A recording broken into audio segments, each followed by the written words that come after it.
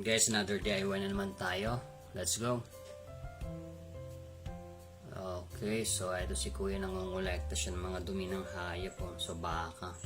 Yan o. So, kinukuha niya. Okay, ito. Recycle, di ba?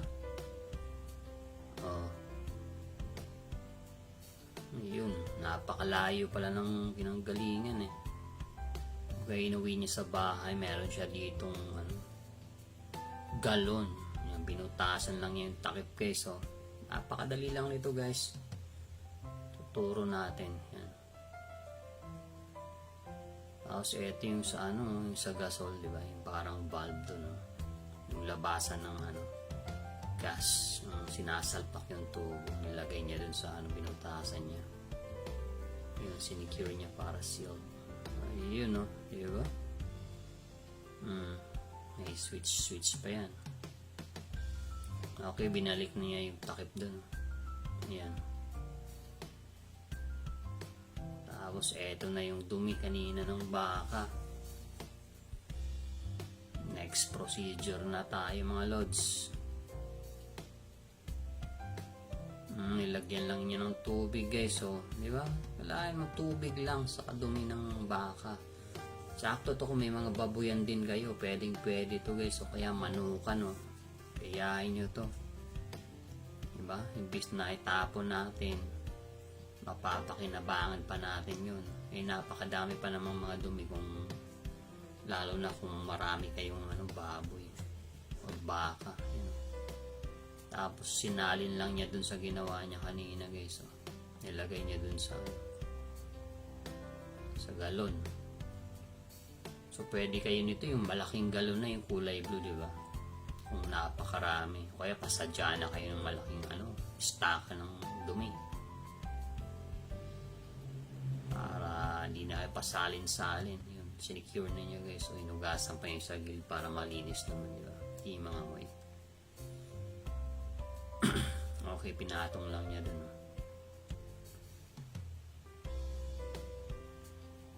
Stock niya ng 21 days guys. Solid na yan. Diba? Tapos sinalpakan na niya ng hose yung sa gas. Diba? Sinicure niya. Tapos ito yung labasan. Ayun, secured na yan. The moment of truth na tayo dito mga lods. Try na ni Kuya kung talagang kumana yung gas. Yun. Okay. Okay na daw. Ginuksan na niya ng konti. Ayun, tumutunog na daw.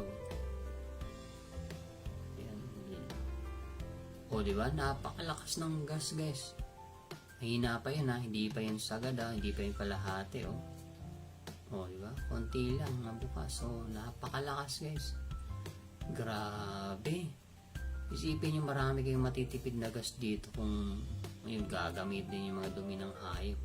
Alam mo yung figure kayong manukan. Saktong sakto to guys. So makakatulong. Only gas na kayo nito. Buong taon, di ba? Gawa kayo ng mga malalaking galon. Ng imbakan, di ba? Tapos may direkta ng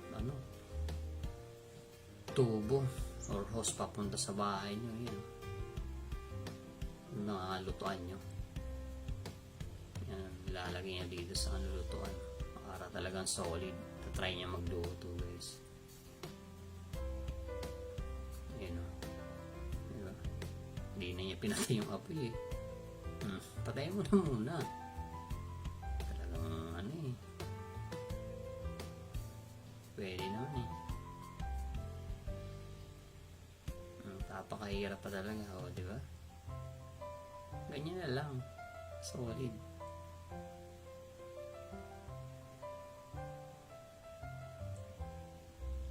Yan, medyo nilakasan na niya. Di ba? Lakas niyan guys, Free gas forever na tayo dyan mga lods.